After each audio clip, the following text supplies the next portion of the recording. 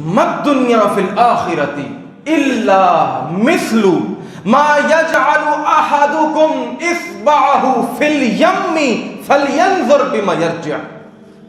نبی علیہ الصلوۃ والسلام نے دنیا اور آخرت کا تقابل کروایا، ایک کمپیریزن کروایا اور لوگوں کو بتانے کی کوشش کی، سمجھانے کی کوشش کی۔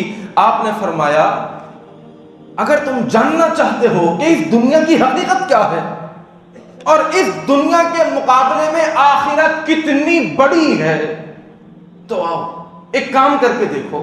کیا کام؟ اپنی انگلی اٹھاؤ اور اس انگلی کو فی الیم، سمندر کے اندر ڈالو، سمندر کے اندر، اور ڈالنے کے بعد فوراً نکالو، فَلْيَنْظُرْ بِمَا يَرْجِعُ، اور دیکھو کہ تمہاری انگلی کے اوپر کتنا پانی لگا ہوا ہے۔